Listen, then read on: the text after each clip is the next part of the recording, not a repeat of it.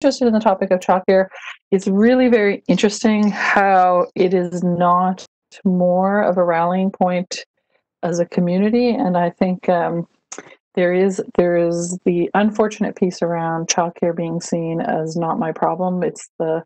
We see it as the problem of families, and in reality, if we think of kids and those families as Nova Scotians, then it is really part of all of our concern. So I'm just going to talk about a few things. One is we are a childcare operator, so many folks don't understand quite how childcare centers work. There's really only two sources of funding: grants, operating grants that come from the province, which are largely meant to adjust salaries for staff, and then childcare fees. So, and those either come from one of two places: directly from families and parents, or through subsidies for families who are means tested through the province. And our expenses are like any operator: our salaries, facilities, project costs, food, equipment, strollers, things like that. And of course, YWCA, like everybody else, we participate in the licensing, which is under the Child Care Act. So um, all of those things have to happen with those two sources of money: the grant and the fee. And so most people would be surprised to realize how lean it is to run a child care center. It's very, very, very difficult to break even. Nova Scotia ratios, for example, are 4 infants to 1 caregiver. That's why infant spots are very difficult to find, because the financial model doesn't exist. So even though they are our most precious community members, um, from an economic perspective, they bring in the least amount of revenue. And so it's precisely why spots are hard to find. Whereas toddlers, it's 1 to 6, and preschoolers 1 to 8. A couple of quick things about the good that's happened since the pandemic as it relates to childcare. Many folks don't realize, but that our province stepped in really quickly to cover the costs of the lost parent fees. So the subsidy payments were continuing, the grants were continuing, with the lost parent fees got covered. Consequently, we had no layoffs. We were better able to prepare as a sector for the return, and also the graduated return. So the target was 50% in June, as of June 15th. I think the average, and this includes the YWC, is about 35%. And there was quite a bit of support for modifications of personal protective equipment and things like that. Um, some of the challenges for families was that there was no care. So back to what Claudia was talking about this, and I'll talk about that a little bit more later. Uncertainty as we open as an operator with respect to revenue. So again, we didn't meet that 50% effective June 15th. Nobody did. But there's also the uncertainty with respect to health and well-being of children, staff, and families. So of course, we're all watching what's happening in other provinces and countries around childcare and what's happening to staff. And the other piece is the uncertainty with respect to the long-range forecast, what happens in the fall. There was another challenge that I think that we need to talk about in the province, and that is around the inadequacy currently of the Labor Code and the Human Rights Act. So effectively, what many people don't realize is that you cannot be discriminated against by your employer based on family status. So if I am a mom working at home with 2 kids, um, I should be treated equally as my cohort without kids. However, because I have 2 children, there should be accommodations made. And the way that the labor code works is around this measure of undue hardship upon an employer. The difficulty is we are in an unprecedented context where no childcare at all was available. There was no childcare, there was no school, and we were living in bubbles where we couldn't even use caregivers coming into our home. And so what ended up happening is the brunt of that happened often on mums, and we heard that at the YWCA. And what we also heard was there were other things where salaried employees became hourly employees. People who previously didn't have to submit timesheets were being asked to submit timesheets. People who were being required to attend Zoom meetings while they were still nursing. And previously, there were no performance concerns for those staff. And what had happened was, because there was no childcare available, they could not balance both. mums who are working around the clock and their employer saying, wouldn't it be easier if you just went on the CERB?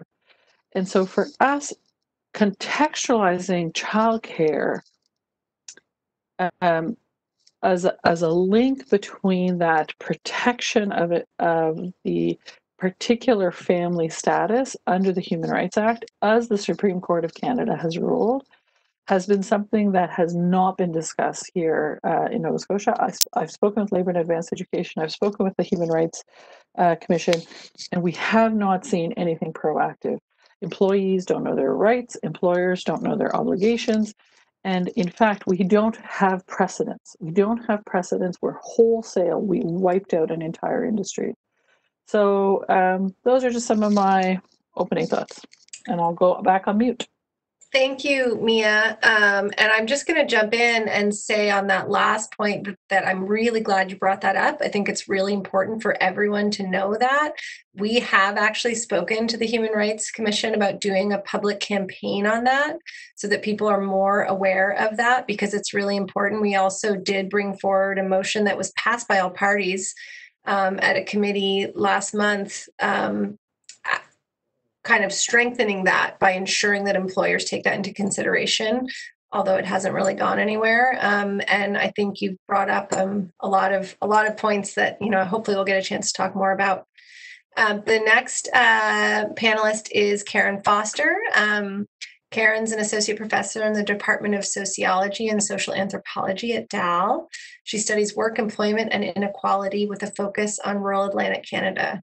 She holds the Canada Research Chair in Sustainable Rural Futures for Atlantic Canada and directs the Rural Futures Research Centre. She lives in Dartmouth with her husband and 2 daughters, age 4 and 6.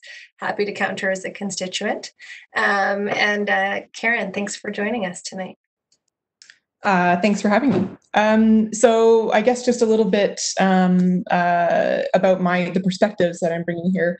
I have a personal experience perspective as a person with young kids.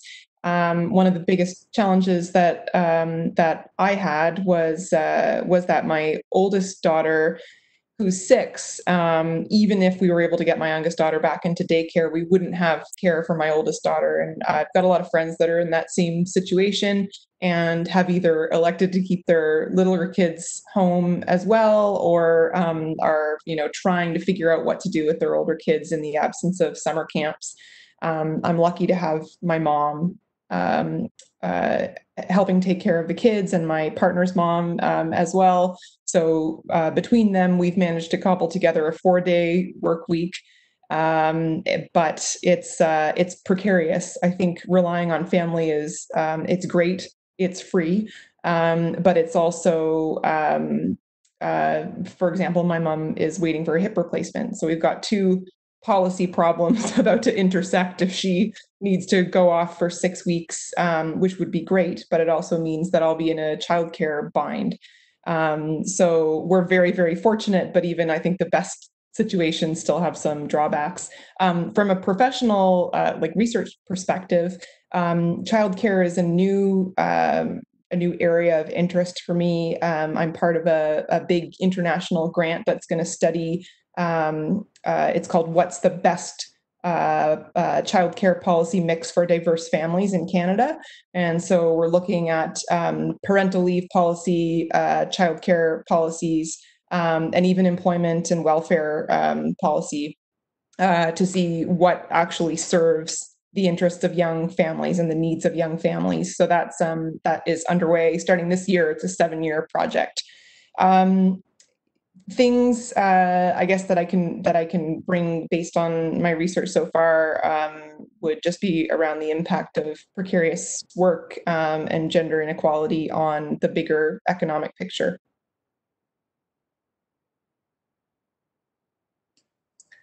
Thanks, Karen. That's great. I think, you know, you're one of the lucky recipients of the, I think, organic childcare that we heard about earlier. But, you know, we know that there are a lot of people that don't have those support networks.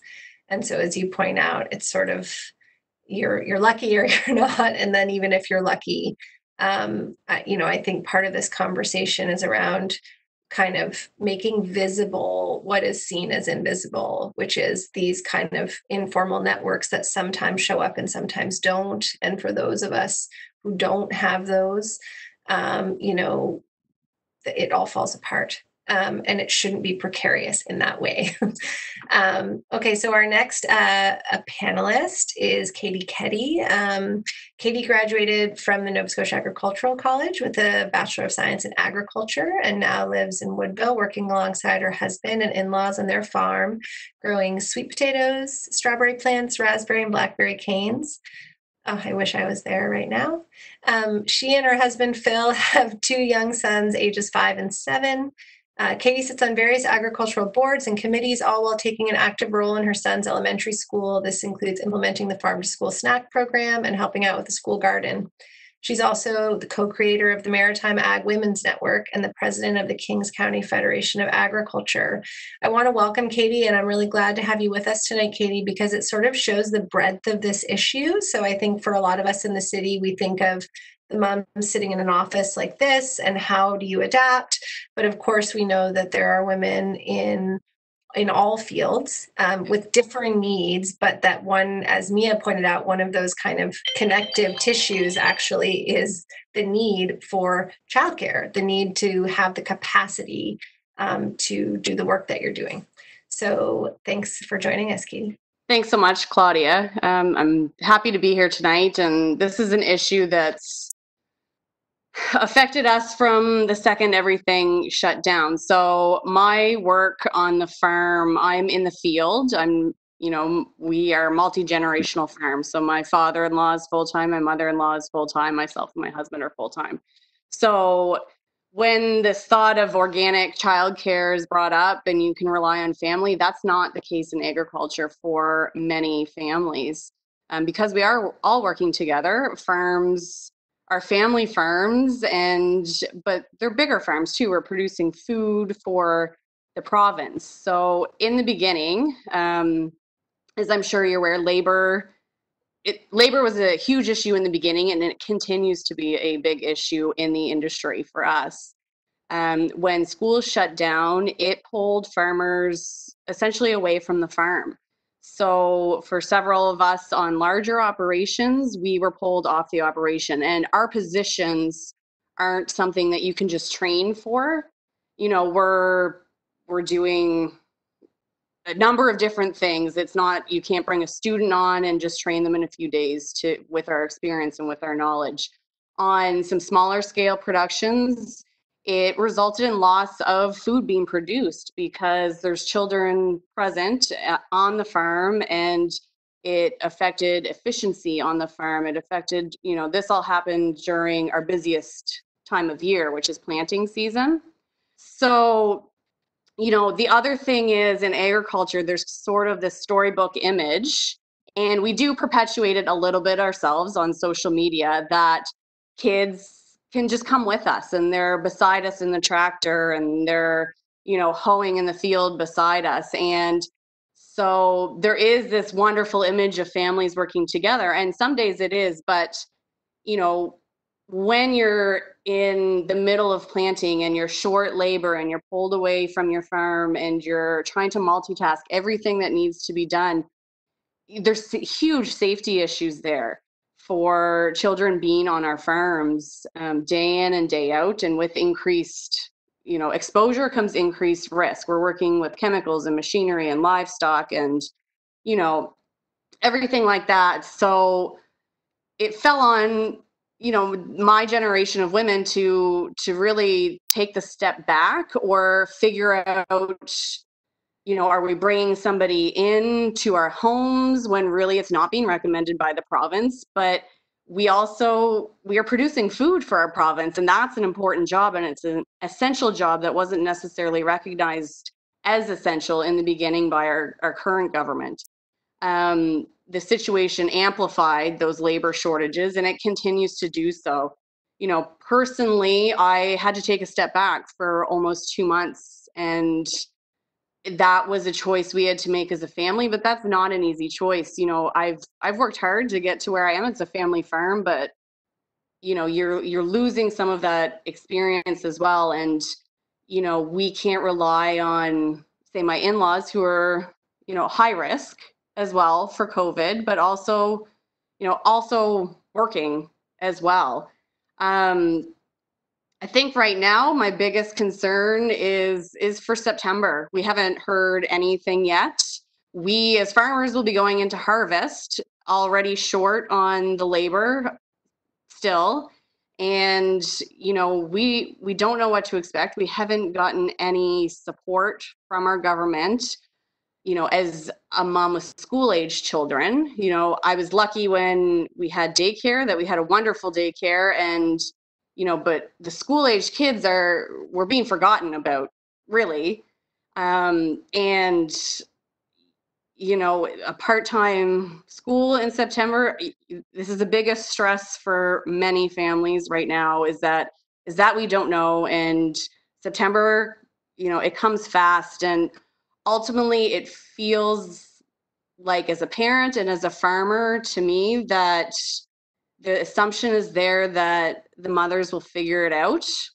And that assumption is there because we have no other choice. We are figuring it out. We figured it out in March, and we're continuing to figure it out now. And, I said, this is hypothetical, of course, but if we said, no, I'm going to work, and husbands, you figure it out, there'd be a solution within, I suspect, the first 24 hours. But, it's not the case. It's, those gender stereotypes and the equity that we speak of, it is falling on the women, and it's ultimately, we see it in the statistics, it's ultimately holding us back. So yeah, I guess that's kind of my point of view from agriculture right now. Thanks, Katie. That's super helpful, and I'm glad you flagged the school age kid. I mean, that issue, that's certainly one that I'm living at the moment. I know many of our panelists are actually just scanning the row there. And I hope that we have an opportunity to discuss that, because I agree. I think it's really important. And, I've heard a lot of people say in recent days, kind of to your point, that if we have the ingenuity to figure out how to keep a restaurant open, how to keep a salon open, how to keep a bar open, we should have the ingenuity to figure out how to keep a school open. And, that ingenuity will probably require funding.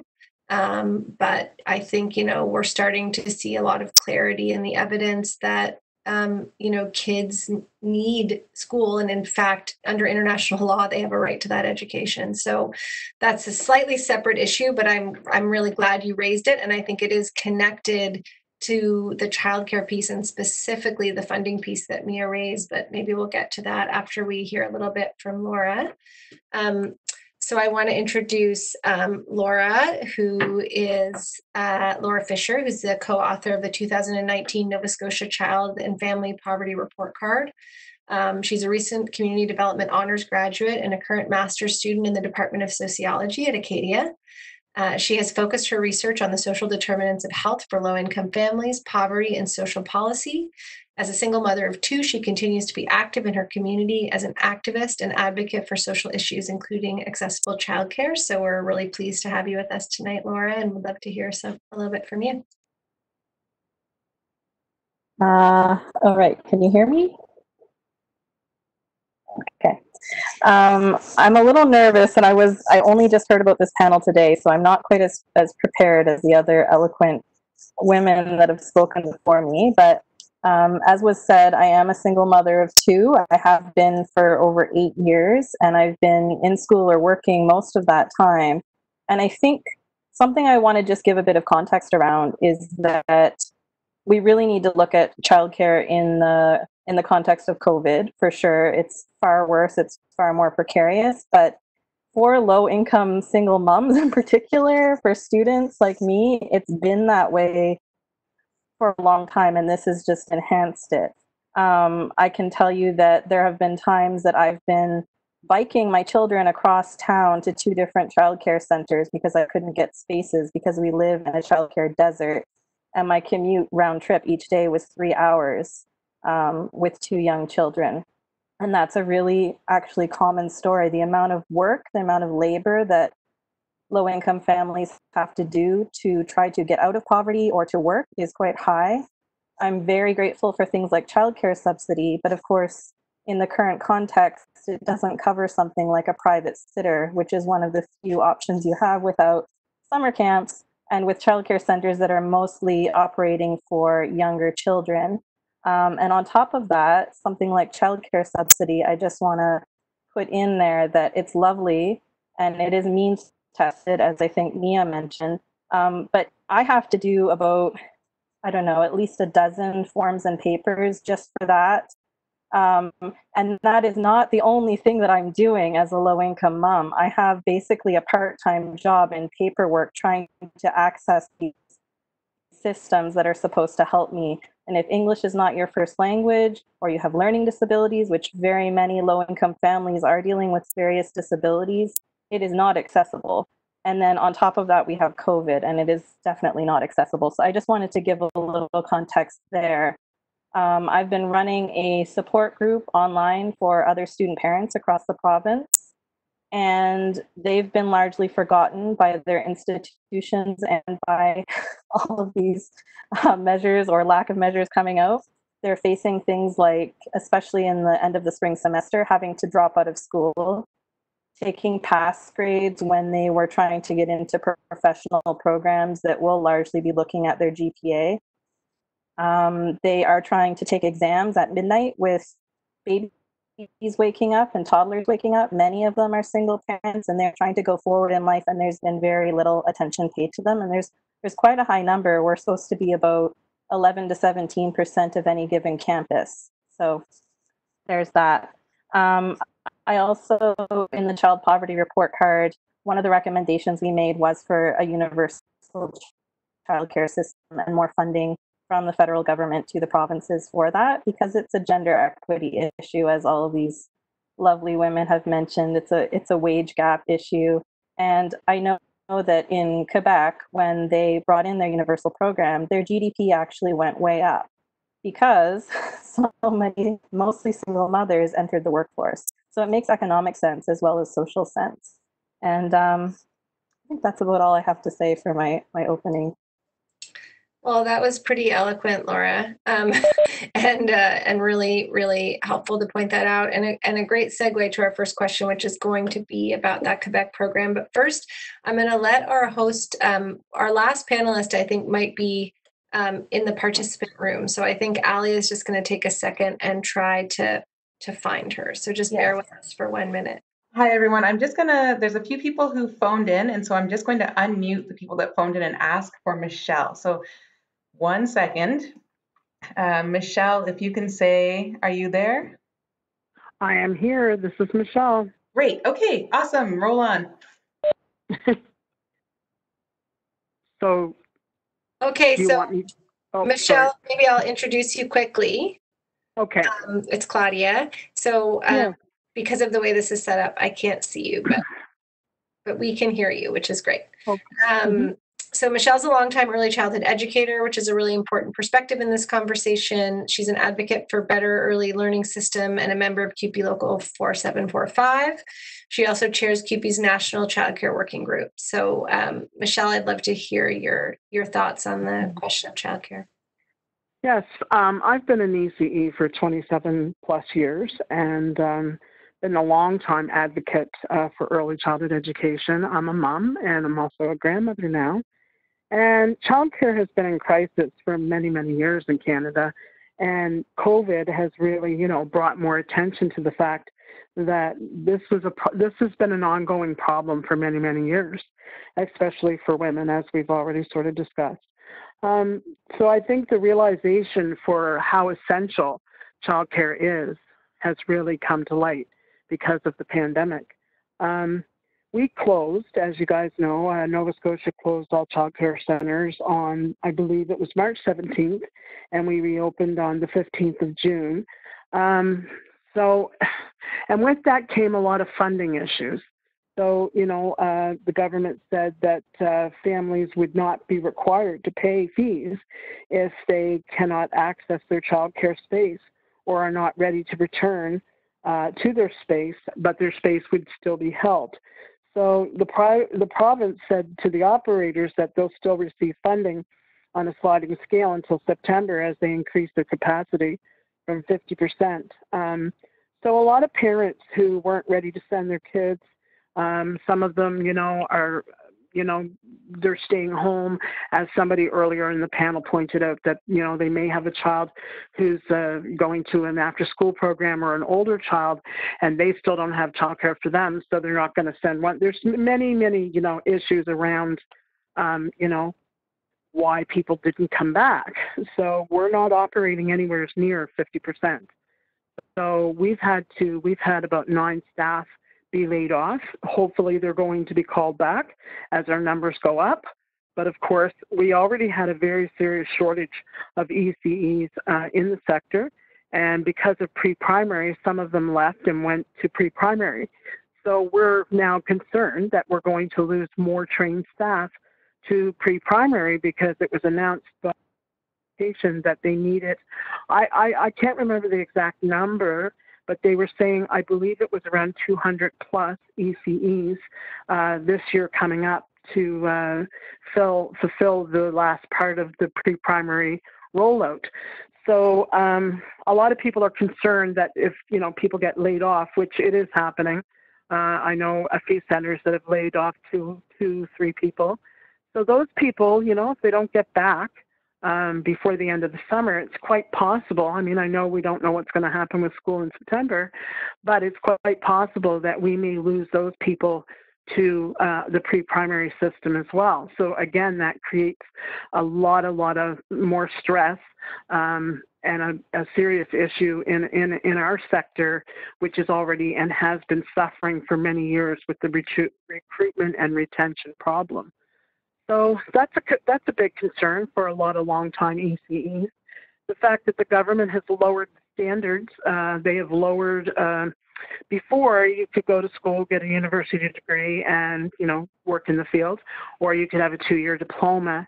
And now they've changed some of the classification and they've sort of lowered the amount of training that you need because they're so desperate to fill those other spots that they're kind of fast tracking the training, which I personally, as an ECE who's worked in the field for, 28 years, I have real concerns about that. I mean, there's no other sector that does that. I mean, you can't, fast track to become a dental hygienist. You can't do it for nursing. You can't do it for, so why are we doing it? Because they're children and that's okay. They don't deserve to have, high standards or people who are very highly trained and educated to work with them. Like that's what it feels like. And the people who've been in the field for a long time are not happy with the fact that some of these people are coming out and they're earning, I don't know, say $17 an hour to start when there's people who've been there for 20 plus years and they're only maybe making $2 more than that. And they have a lot of training and a lot of qualifications. Mm. So that's an issue too. I'm just trying to think here.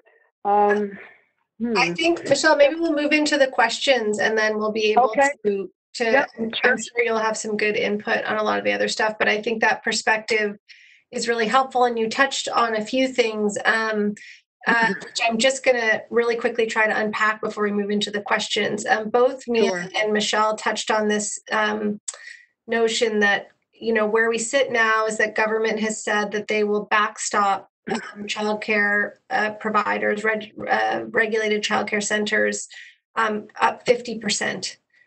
With the idea that they would have 50% enrollment because that's what they're allowed right now until September.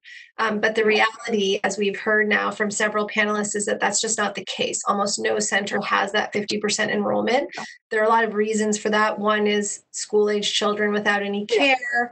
One is general uncertainty. One is, job loss of one or more parents.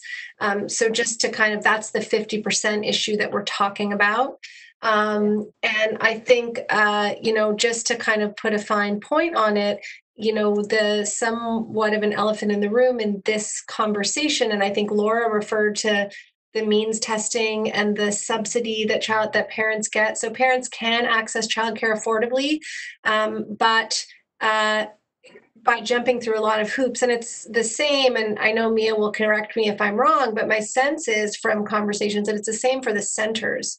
So there's a patchwork of grants and funding that actually require a great deal of labor to access and move through, which is why, and this is kind of a segue into our first question, people often talk about Quebec's model.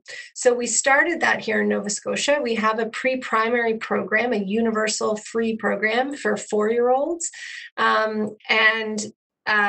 I think that was largely welcomed, but it's had a really destabilizing effect on the rest of the sector because there wasn't the labor to fill that program. A lot of people said that when it rolled out. I was one of those people who looked at the numbers and said, we don't have the labor force we need for this. And so because of labor force issues, because of pay issues, for a variety of reasons, it's really destabilized the rest of the sector. And so this is why we're trying to keep the heat on to say, not every family can afford to have a parent at home, often a mother, until a child is 4. We're looking at an entire spectrum of early childhood care and education. The last thing I'll say to Mia's earlier point about infant care is that by taking 4-year-olds who are the cheapest for a center to care for out of the centers, it makes it less possible actually for centers to care for infants. So a lot of the rhetoric we heard was, well, we'll create more spots. And in fact, there was even a program that gave money to centers to do renovations to accommodate more infants. But the reality is that the economics aren't there for that because infants are very expensive to accommodate. So for all of those reasons, we looked at Quebec. Quebec has a subsidized daycare model. They've had it for over 20 years. It's very successful. They have the highest percentage of mothers in the workforce. And they also have subsidized after-school care that's similarly helpful. And so the question that we have gotten from one of the participants tonight is, why do we have to wait for a federal program? Could Nova Scotia initiate a similar subsidized childcare program? Our position is yes. We believe Nova Scotia could do that. We think it's around political will. This has always been our position. Often I think those of us that have experience interacting with it will note that the early childhood education system, but particularly the school system, is still built around this notion of a 2-parent heteronormative family with a mother at home. So, in some cases, children are still expected to go home for lunch. After school care costs extra. Even with the rollout of the pre-primary, where there was a big touting of the fact that this would bring mothers back into the workforce, originally it ended at 2:30. And, some moms, I guess, can work from 9 to 2:30. I've never been one of them. And so, there's big questions around that. So I'm interested to hear from you, and maybe we'll start with Mia. What do you think, Mia? Do you think we could do that here, and would it make sense? So I really like Laura, and I honor that experience that you shared. I think you have the wisdom to which the system needs to listen. And I think that the absence of that is a big part of the issue. The second thing is just to kind of course correct a little bit. I don't care about filling out paperwork, to be honest. Like, if I'm receiving hundreds of thousands of dollars in revenue that's public money, it's totally okay for me to have an accountability of that. I really don't have any issues with that. And I think as a sector to say, it's too onerous to account for that isn't quite on. I think it holds us accountable as well. And it's certainly not like the federal government funding that I have, which is like every penny and every paperclip. But so for me, that's it. But I think we just did it. We just did it. And I feel like that is the message that we have to give, is we just did it. From mid-March to mid-June, all parent fees were covered. They were covered. It was like we had universal childcare for April to May and May to June for 3 months. That we just had 3 months of universal childcare. The great irony was no parent benefited because the centers were closed. But all the fees were covered. They were covered. It was done. And so for me, I feel like you can only give the rhetoric that we can't do it for so long, because then if you did it, you've demonstrated, you've tipped your hand that it is possible. And we all knew it was possible, but it was demonstrated as possible. And so for us, that funding model, for the lowest income families, I mean, you could get fairly low rates, for example, but at the same time, that's not the point. And it goes back to, it's still a proportion of your income, and it's also still very difficult to access. Those spots are very few. Infant spots are nearly impossible. You're traveling all over town. It's not community based. Like, a better system is possible, but we just did it. We've just done 3 months of universal childcare, in the sense that it was free across the province. Every childcare worker's salary was covered. Mm-hmm. Well, thanks, Mia. And I mean, I appreciate your willingness to be held accountable by funders, and I think that is important. I think what I was referring to more, both on the parent side and the funder side, is, you know, those operating grants have already changed several times in the 3 years that I've been in this office. And so I'm just talking about sort of some kind of consistency and clarity for operators, particularly smaller operators, who have maybe less, labor in their offices. But your point is really well taken. Does anybody else want to jump in on that, or should we move ahead? I would just Go ahead, Michelle. I just would like to say that I agree with everything she said, but I also think that regardless, at the end of the day, if we don't have a better system, we're never going to accomplish that without well-trained staff. And recruitment and retention of qualified staff due to low pay and often difficult working conditions is a huge issue. It has been for a long time, and it needs to be addressed. We don't have pensions. Mm-hmm. I mean, if somebody comes into our field and they're willing to give up 30 years of their life to work with young children, they should not have to retire in poverty. And that's the reality. Thanks. And I think that's a really important point, and you've really addressed one of the later questions. And I think it's, it bears noting that, we talked earlier about how the early childhood education sector is losing a lot of their workforce to pre-primary. But the interesting, one of the interesting trends to note there, and I don't know, Karen, maybe you would have a comment on this, is that in many cases, they don't actually make more money, but they get benefits. And they get security of tenure, and they get, kind of vacation that they can count on. And they get all those intangibles that often kind of aren't captured. Like, you assume it's like, oh, well, they're going to, at the beginning, there was this idea of like, oh, they're making way more money, so they're going to pre-primary. Sometimes they make more money, sometimes they don't. But they have all those important things that Michelle is pointing to, where after a long career spent, doing a skilled job that you're trained for and that you like, there are certain things that you want to be secure around, and one is retirement, and that is afforded to employees of the public system, as we know. The next question is that sort of economic net benefit. So this came up earlier. What are some of the existing facts about the economic net benefit of affordable, accessible childcare? I think I mentioned in my opening comments that there is really a business case for this. We know that in 2011, which is slightly dated, but at that time, every dollar invested in childcare showed a $2.23 increase in the GDP, for all the reasons we've been talking about. Studies of the Quebec system specifically has shown that a net expenditure of $1.6 billion generated a favorable budgetary impact for the federal and provincial governments combined $2.4 billion.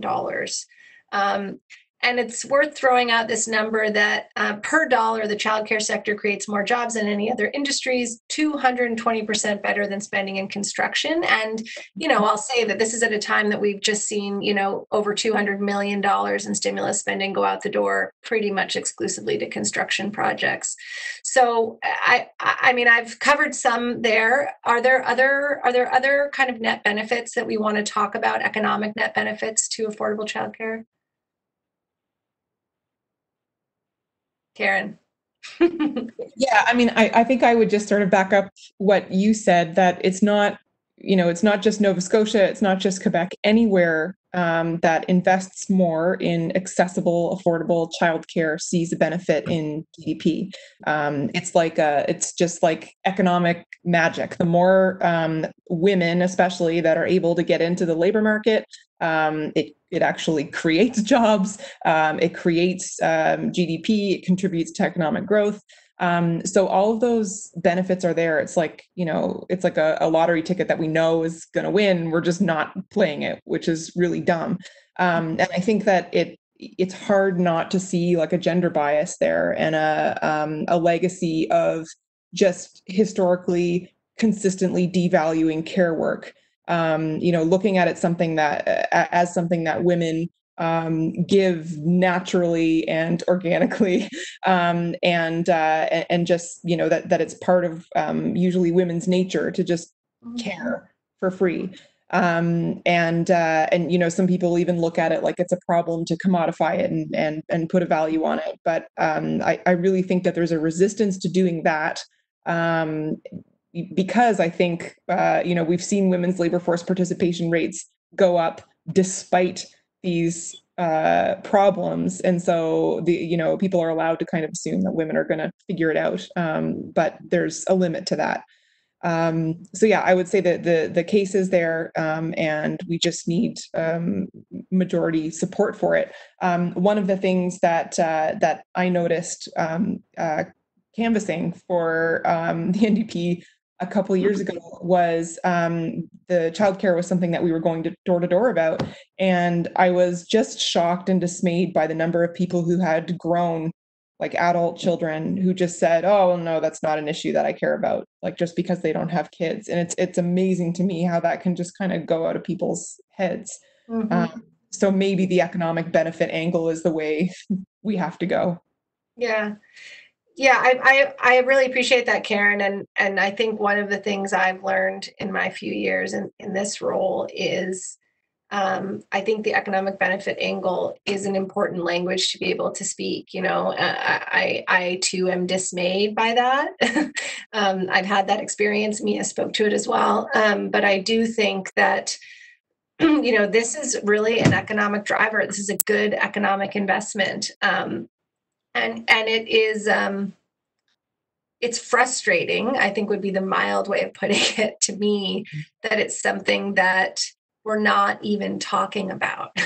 So as Mia said, we're doing it, but there is silence on the policy level around even a conversation about this.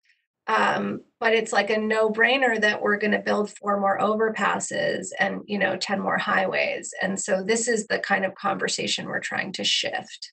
Yeah, I mean, I think one other way of framing it in like a fancy policy language right now is that care work is one of the areas that is very difficult to automate.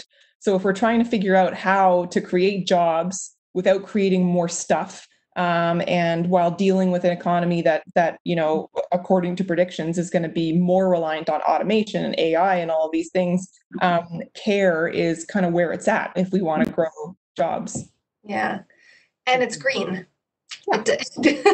which is worth noting when we talk about green jobs or jobs that have a good impact on the world. Care work is one of those fields. So I want to move on to our next question. And the question that was submitted is, what about support for university and college students with children that have no childcare? And so, Laura, you spoke to this a little bit in the opening.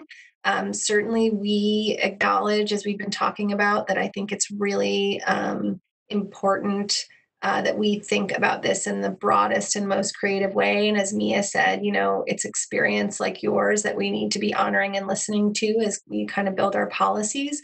But I'd love to hear from you, what kind of specific supports do you think could be provided, specifically for students? Well, I think, again, unfortunately, I have to kind of go back to context a little bit, that the situation for student parents and childcare was already very precarious and very difficult. Where I'm at, Acadia, there is no childcare center through the school, although we've been campaigning for years for that.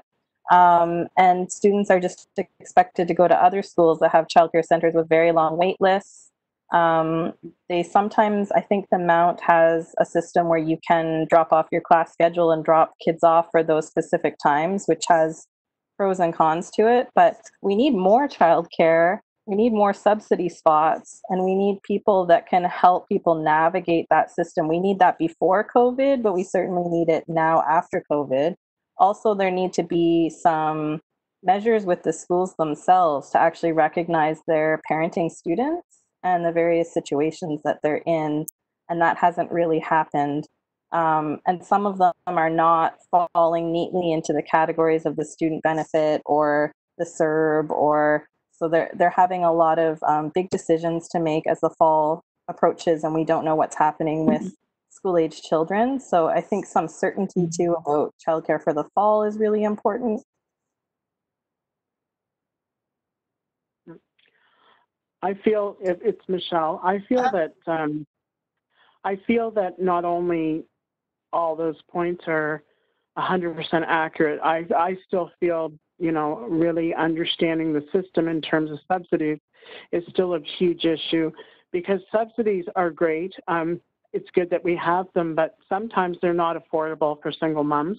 And sometimes families make just slightly over the amount, the cutoff amount, which doesn't necessarily mean that they can still afford the subsidy. It still doesn't necessarily mean that. And I think that's something that a lot of people don't understand. Also, trying to get a subsidy. I've seen people have to fight tooth and nail to get a subsidized spot, because depending upon, let's say the person's on assistance and they're trying to go through a social worker, it is very, very difficult to get a subsidy. It should not be that hard. And again, we go back to the whole issue of, not always, but most of the time, it's a woman who is in that position. And it's just like me being an ECE. It's considered women's work.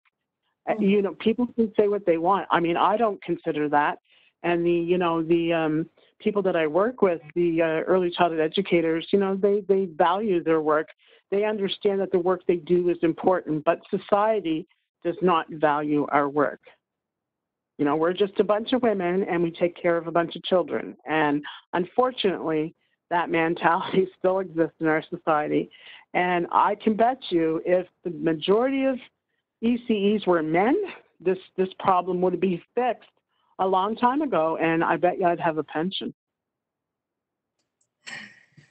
Yeah, I mean, I think I appreciate both of those responses, and I think they're important. And it feels like we're kind of drawing towards the end now, but this is a theme, that in some ways this entire conversation, the accessibility, the economics, the labor issues are being sort of subjugated in the public discourse because they're seen as women's issues.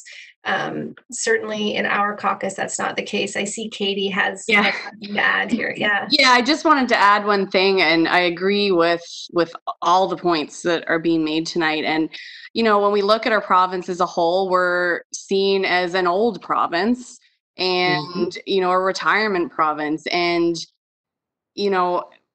supporting our young families to stay here and run businesses and work and make this our permanent home should be a priority for the government, because that's, we're supporting our economics as a province. And, these spots and childcare is what makes this happen too. And, I guess we should be supporting our young families if we want to see our province grow.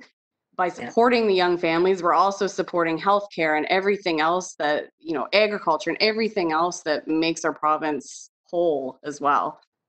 Yeah. I really appreciate that. And I think, I guess the other theme that I would point to that I think we heard tonight is just busting this myth of what is organic really. And I think organic is sort of code for women's work, as we've been hearing, that, women take care of it. And that's, that holds us all back from a policy perspective and a structural perspective, certainly. The last thing is there was a comment in the Q&A, which I just want to share because I think it's important and I think it did get overlooked a little bit. And that comment is, that it's also important to consider the educational opportunities that are missed because so many children can't participate in good early childhood education programs. I think this is true of, early childhood from birth to high school graduation, really, is that, one of the conversations that I think needs to be amplified is that for many children, this is actually vital. It's vital in terms of socialization. It's vital in terms of nutrition. It's vital in terms of, the ability to get a head start. Laura talked about kind of the difficulties of struggling through the system. I think, kind of as a mother and a student, as an MLA, I see this in my office all the time. I talk to constituents who are like, I'm trying to do everything right, but it's so hard. And I think as a government, we are entrusted with the responsibility to kind of create an equitable environment for all of our citizens. And, from my point of view, I think early childhood education is a really key pillar of that. So I really want to thank everyone for joining. We're going to end right on time here. I'd love to invite you all to stay connected with us.